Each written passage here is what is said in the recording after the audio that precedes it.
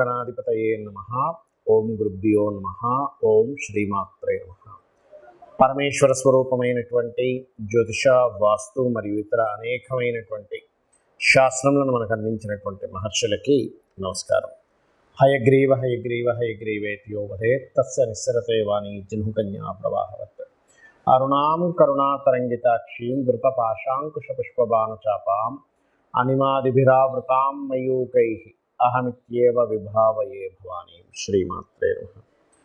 ప్రేక్షకులకు ఆ లలితాంబిక అమ్మవారి యొక్క అనుగ్రహం పరిపూర్ణంగా కలగాలని మనస్ఫూర్తిగా కోరుకుంటూ మనం ఈరోజు క్రోధినామ సంవత్సరంలో ఆదాయము, వ్యయము, రాజ్యపూజ్యము, అవమానము 12 రాసుల వారికి ఏ విధంగా ఉంది, మరి ఈ ఆదాయ వ్యయాల్లో కానీ రాజ్యపూజ్యం అవమానాల్లో కానీ ఒక్కొక్కసారి చూడండి మనకి ఆదాయం ఎక్కువ ఉంటే సంతోషిస్తాం, కానీ వ్యయం ఎక్కువ ఉంటే భయపడతాం. అదేవిధంగా అవమానం ఎక్కువగా ఉంటే భయపడతాం, రాజ్యపూజ్యం ఎక్కువ ఉంటే బాగుంది అనుకుంటాం. అంటే ఏమిటి ఇక్కడ? వీటిని మరి ఇలాగే అనుభవించాలా ఈ సంవత్సరం అంతా? దీన్ని ఏదైనా మార్చుకునేటువంటి ప్రక్రియ ఉందా? మరొక విషయం ఏంటంటే, మీరు గుర్తుపెట్టుకోండి, ఈ పంచాంగంలో ఇచ్చేటువంటి ఈ ఆదాయ వ్యయాలు, రాజ్యపూజ్యం, అవమానము ఇవి యాజ్ ఇట్ ఈజ్ ఇలాగే జరగాలని రూల్ లేదు. ఎందుకు చెప్తున్నానంటే, మీ యొక్క పర్సనల్ చార్ట్ అనేటువంటిది ఒకటి ఉంది. మీ పర్సనల్ చార్ట్లో కనుక ఆదాయం సంబంధించినటువంటి అంటే ధనయోగాలు బాగా నడుస్తున్నాయి అనుకోండి, ఆదాయం గురించి ఏం కంగారు పడకండి, చక్కగా ధనయోగం వస్తుంది. వ్యయం తక్కువగా ఉండేటువంటి మహాదశలు నడుస్తున్నాయి అనుకోండి, ఏమి అవ్వదు, ఏమి కంగారు పడదు. ఇదేంటంటే జనరల్గా అందరికీ చెప్పేటువంటిది.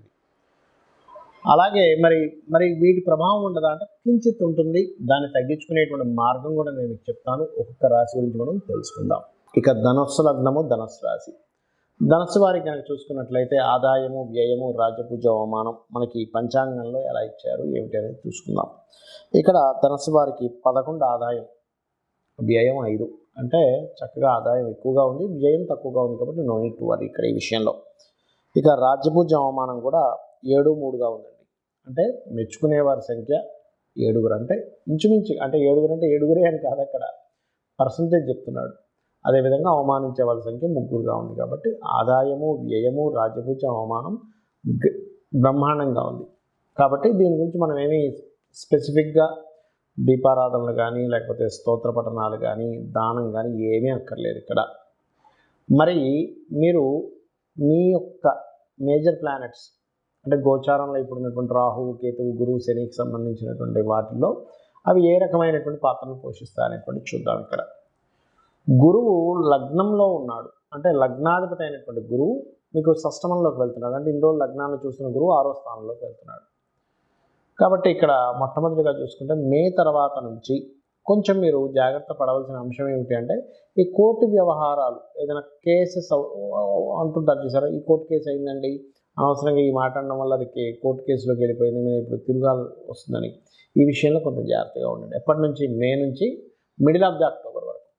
ఇక ఫినాన్షియల్గా ఎలా ఉండబోతుంది అని చెప్పి చూసుకున్నట్లయితే, ధనపరంగా గమనించుకున్నట్లయితే ధనాధిపతి అంటారు.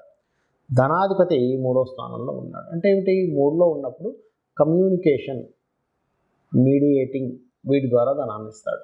అంటే మీరు ఏదైనా ధనపరంగా ఇంప్రూవ్మెంట్స్ అనేవి మీడియేటింగ్ ద్వారా, కమ్యూనికేషన్ ద్వారా, విదేశీ సంబంధించిన వాటి ద్వారా, విదేశాల్లో ఏదైనా అమ్మిపించడం, కొనిపించడం ద్వారా, ఆన్లైన్లో అమ్మిపించడం, కొనిపించడం ద్వారా, ఏదైనా వస్తువులు కొనిపించడం, అమ్మిపించడం ద్వారా ధనయోగం అనేటువంటిది స్పష్టంగా పెరుగుతుంది. కాకపోతే ఇక్కడ చతుర్థంలో రాహు ఎలా ఉన్నాడో దశమంలో కూడా కేతు ఉన్నాడు. కాబట్టి ఈ సంవత్సరం అంతా కూడా మీరు ఉద్యోగ సంబంధించినటువంటి విషయాలలో కాస్త జాగ్రత్తగా ఉండండి, గుర్తుపెట్టుకోండి. ఉద్యోగ సంబంధించిన అంశాల్లో కేతు దశమంలో ఉన్నందుకు ఏమవుతుందంటే, మీకు ఉద్యోగ అవకాశాలు పెరగడం కావచ్చు, తగ్గడం కావచ్చు, సడన్గా మార్పులు కావచ్చు, మానేయడాలు కావచ్చు, విచిత్రంగా మానేసి మళ్ళీ జాయిన్ అవ్వడం, ఇట్లాంటివన్నీ జరుగుతుంటాయి దశమంలో కేతు ఉన్నందుకు. అలాగే విదేశాల్లో ఉండేటువంటి వారు గ్రీన్ కార్డ్ కోసం ట్రై చేసినట్లయితే ఆ యొక్క ఫలితం చక్కగా వస్తుంది. అలాగే మరొక విషయం ఏంటంటే, ఇక్కడ ఈ సప్తమ స్థానం, సప్తమాధిపతి సప్తమ స్థానంలో ఉండే, సప్తమాన్ని వేరే గ్రహాలు రూల్ చేసేటువంటి విషయాలను వీటిని చూసుకున్నట్లయితే కాస్త ఈ సప్తమం ఏదైతే ఉందో ఇది కొంచెం దశమంలో ఉన్న కేతు ప్రభావంలో ఉంటుంది. కాబట్టి కొంచెం వివాహ నిర్ణయాలు, వివాహానికి సంబంధించిన విషయాలు, పార్ట్నర్స్కి సంబంధించిన విషయాల్లో కొంత మార్పులు, ఎడబాటు లేనట్లయితే కొంత ఒక పార్ట్నర్స్ వల్ల కొంత స్ట్రెస్ ఇటువంటివి జరుగుతూ ఉంటాయి, గుర్తుపెట్టుకోండి. అలాగే మరొక విషయం ఏంటంటే, ఇక్కడ ఎవరికైనా ఉద్యోగ సంబంధించిన విషయంలో బాగా ఎక్కువ స్ట్రెస్ ఉందండి అనుకునేటువంటి వారు ఒకటి గణపతి ఆరాధన చేయండి. మీరు ఎంత గణపతి ఆరాధన చేస్తే అంత బాగుంటుంది. మరొక విషయం ఏంటంటే, ఉలవలు దానంగా ఇవ్వండి. కేజింబావు ఉలవలు మల్టీ కలర్ దానంగా ఇవ్వడం, గణపతి క్షేత్రాలకు వెళ్ళడము, లేనట్లయితే గణపతి ఆలయానికి వెళ్ళి ప్రదక్షిణం చేయడము, ఇవి చేయండి. అన్ని విధాలా మీకు బాగుండడం జరుగుతుంది. అయితే ఇక్కడ మరొక విషయం ఏంటంటే, గురువు 6లో ఉన్నప్పుడు కొంచెం ఈ కోటి వ్యవహారాల విషయంలో జాగ్రత్తగా ఉండమని చెప్పాను. కాకపోతే ఇంకొక మంచి ఫలితం కూడా ఇస్తుంది గురువు. అక్కడ ఏమిటి అంటే, ఇన్వెస్ట్మెంట్స్ విషయంలో చక్కటి ఫలితాలు ఇస్తుంది. విదేశాలకు వెళ్ళడానికి అనుకూలతలు ఇస్తుంది. ఇక్కడ విదేశాల్లో స్థిరపడడానికి అనుకూలతలు ఇస్తుంది. మరి ఇక్కడ మీరు చేయవలసిన దేవతా ఆరాధన లక్ష్మీ నృసింహస్వామి యొక్క ఆరాధన చేయండి. ఎక్కువగా హోమాలకు ఎక్కువగా అటెండ్ అవుతుందండి. అన్ని విధాలా మీకు బాగుంటుంది. ఇక్కడ మనము సంవత్సర ఫలితాలు చెప్పుకున్నాం క్రోధినామ సంవత్సరంలో. మరి క్రోధినామ సంవత్సరంలో మనకి దేశవ్యాప్తంగా ఎలా ఉంటుంది? అయితే క్రోధినామ సంవత్సరం రాకముందే మనకి ముఖ్యంగా ఈ రవి కుజుడుతో కలిసి ఈ రాహు శనులతో సంచారం జరుగుతుంది. కాబట్టి ఆల్మోస్ట్ అంటే క్రోధినామ సంవత్సరం మనకి వచ్చేదానికంటే ముందే ఒక 2-3 నెలల ముందు నుంచే ఈ అనవసరం అంటే రాజకీయ పరంగా అనేకమైనటువంటి మార్పులు కావచ్చు, గొడవలు కావచ్చు, గందరగోళ పరిస్థితులు ఇస్తూ ఉంటుంది. కాబట్టి ఈ సంవత్సరం కొంచెం ప్రజలందరూ కూడా కొంతవరకు ఈ కోప స్వభావ సంబంధించినటువంటి విషయాలని పక్కన పెట్టాలి. ఎందుకంటే ఏదైనా ప్రాబ్లం వస్తే క్రోధం వల్ల వస్తుంది, గుర్తుపెట్టుకోండి. ఒకరి మీద కోపం పెంచుకోవడం వల్ల, ఒకరి మీద ద్వేషం పెంచుకోవడం వల్ల జరిగిపోయినటువంటి అంశాలని ఎక్కువగా మనం మననం చేసుకోవడం వల్ల వస్తుంది. అంటే ఈ సంవత్సరానికి ఉన్నటువంటి ప్రభావం అది. ఇంకోటి ఏంటంటే, ఈ సంవత్సరానికి రాజు కుజుడయ్యాడు. కుజుడు అయినప్పుడు ఏమవుతుంది? కుజుడు అంటే ఏంటి? గొడవలకి, యుద్ధాలకి, ఒక రకమైనటువంటి యుద్ధ సంబంధించిన వాటికి కారకుడు అవుతాడు. కాబట్టి ఈ కారకుడు అయ్యాడు కాబట్టి ఈ యొక్క విషయంలో చాలా జాగ్రత్తగా ఉండాలి అనేటువంటిది క్రోధినామ సంవత్సరానికి ఉన్నటువంటి ఆ యొక్క ఫలితాలు చెప్తున్నాయి. అయితే ఇక్కడ నేను చెప్పేది ఒకటే, మీరు ఒకటే గుర్తుపెట్టుకోండి. మీకు ఈ సంవత్సర ఫలితాలు ఈ ఏదైతే ఉగాది ఫలితాల కంటే కూడా అతి ముఖ్యంగా మీరు చూసుకోవాల్సింది ఈ జన్మజాతక ఫలితాలే. ఎందుకంటే ఈ భూమి మీద ఒకే రాశిలో ఎంతమంది పుట్టినా, ఒకే నక్షత్రంలో ఎంతమంది పుట్టినా అందరి జీవితాలు ఒకలాగా ఉండవు. ఏదో కొద్దిగా ప్యారలల్గా కొన్ని మ్యాచ్ అవుతాయి, కానీ అన్ని మ్యాచ్ అవ్వవు.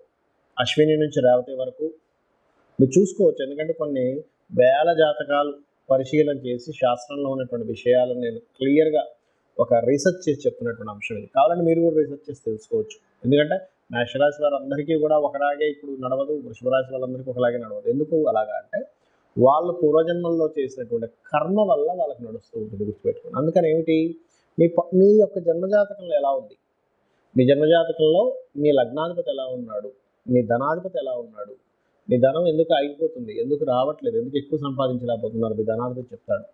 అదేవిధంగా మీరు ఏ డైరెక్షన్లో ఉంటే బాగుంటుందో మీ చతుర్థాధిపతి మీ పేరులో ఉండే వరకు చెప్తుంది. అదేవిధంగా మీ సంతానం ఎందుకు ఇబ్బంది పడుతుంది, లేకపోతే మీకు సంతానం ఎందుకు లేదు, లేకపోతే ఫ్రెండ్స్ వల్ల ఎందుకు మోసపోతున్నారు, రాజకీయాల వల్ల ఎందుకు టైం వేస్ట్ అవుతుంది, లేకపోతే క్రియేటివ్ ఫీల్డ్లోకి వెళ్ళి ఎందుకు బాగా రాణిస్తున్నారు, ఎందుకు రాణించట్లేదు అని మీ పంచమాధిపతి చెప్తారు. అదేవిధంగా అప్పుల పాలు ఎందుకు అవుతున్నారు, మీ షష్టమాధిపతి వల్ల తెలుస్తుంది. వివాహం ఎందుకు ఆలస్యం అవుతుంది అనేటువంటిది మీ సప్తమాధిపతి, ఎవరికి వారు ఇండివిజువల్గా ఉంటాడు సప్తమాధిపతి. వివాహం ఎప్పుడవుతుంది, ఎందుకు అవ్వట్లేదు, ఒకవేళ అయినా సరే ఎందుకు ఇబ్బంది పడుతున్నాం అనేటువంటిది 12వ స్థానం బట్టి తెలుస్తుంది. అదేవిధంగా అష్టమం అంటే ఆకస్మికంగా లైఫ్లో అనే సడన్ టర్నింగ్స్ ఎందుకు జరుగుతున్నాయి. అలాగే దశమాధిపతి అంటే ఇక్కడ ఒకటే గుర్తుపెట్టుకోండి, దశమ స్థానం అనేటువంటిది వృత్తి స్థానం. వృత్తి కారకుడు, లాభకారకుడు. అసలు ఎందుకు ఇబ్బంది పడుతున్నారు అంటే, ఏదైనా ఒక లాభం, ఒక వ్యాపారం కోసం ప్రయత్నం చేస్తున్నట్లయితే అసలు ఒకటే గుర్తుపెట్టుకోండి, ఎందుకు ఈ లాభ సంబంధించినటువంటి విషయంలో లాభాలు సరిగ్గా రాక ఇబ్బంది పడుతున్నారు అంటే మీ లాభాధిపతి వల్ల మనకు అక్కడ తెలుస్తూ ఉంటుంది. ఆ రకంగా విదేశాలకు వెళ్తే బాగుంటుందా, ఇక్కడ ఉంటే బాగుంటుంది, ఇవన్నీ కూడా మీ యొక్క జన్మజాతకంలో మీ రాహు స్థితి ఏంటి, మీ 12వ స్థానాధిపతి స్థితి ఏంటి, మీ 12వ స్థానాధిపతి బాగున్న సమయంలో మీరు కనుక ఇన్వెస్ట్మెంట్స్ చేస్తే ఆ యొక్క ఇన్వెస్ట్మెంట్స్ బ్రహ్మాండంగా కలిసి వస్తాయి. మీ ద్వాదశాధిపతి బాగోలేడు అంటే ఆ యొక్క సమయంలో మీరు చేసేటువంటి ఇన్వెస్ట్మెంట్స్ పనికిరావు, ఇది గుర్తుపెట్టుకోండి. ఈ రకంగా ఏంటంటే ఒక విషయం రెండు విషయం అని కాదు, అనేకమైనటువంటి విషయాలలో మీకు గుర్తుపెట్టుకోండి ఇబ్బంది అనేటువంటిది రావడం కానివ్వండి, ఇబ్బందిని ఎలా తొలగించుకోవాలనేటువంటి మార్గం కానివ్వండి, మీ జన్మ జాతకంలో చాలా స్పష్టంగా ఉంటుంది. ఆ ఇబ్బంది తొలగించుకోవడానికి ఏవో లక్షలు ఎంతో ఖర్చు పెట్టాలనుకునేటువంటి భ్రమ నుంచి ఫస్ట్ బయటకు రండి. చాలా సింపుల్గా అమ్మవారి నామాన్ని స్మరించడం ద్వారా మీరు బయటపడవచ్చు. దానికి ఏం టెన్షన్ పడాల్సిన అవసరం లేదు. అయ్యో ఏదో అయిపోతే ఏమక్కర్లేదు. చక్కగా లలితా సహస్రనామాలో ఒక నామం తీసుకొని తప్పులు లేకుండా చక్కగా ఉచ్చరించుకొని మీరు కనుక రోజు ఒక అరగంట సేపు చేశారంటే ఖచ్చితంగా అమ్మవారు మీకు ఆ సమస్యను తీర్చేస్తున్నారు, ఎటువంటి సందేహం లేదు. అలాగే దానం ఇచ్చుకోవాలి, చిన్నపాటి దానం ఏదైనా ఇవ్వడం ద్వారా క్లియర్ చేసుకోవచ్చు. అంతేగాని జ్యోతిషాస్త్రం అంటే, వాస్తుశాస్త్రం అంటే ఏదో పెద్ద మొత్తం కూలగొట్టేసేయాలని వాస్తు అంటే, జ్యోతిషాస్త్రం అంటే ఇంకా కర్మ ఇలాగే అనుభవించాలని, ఇదే నుంచి బయటపడలేమని అనుకునేటువంటి భ్రమ నుంచి ఫస్ట్ బయటకు రాండి. జ్యోతి అంటే వెలుగుని చూపించేది. మీకు ముందు ఏముంది, నువ్వు ఎలా వెళ్తున్నావు, నీకు అక్కడ ఏమైనా గొయ్యి ఉందా, నొయ్యి ఉందా, ముళ్ళుందా అని చెప్పేది జ్యోతి, అంటే వెలుగు చూపిస్తుంది. కాబట్టి ఈ యొక్క విషయాలను తెలుసుకొని మీ యొక్క జీవితాలని ఆ యొక్క అమ్మవారి అనుగ్రహంతో ఆనందమయం చేసుకుంటారని మనస్ఫూర్తిగా కోరుకుంటూ శ్రీమాత్రే నమః.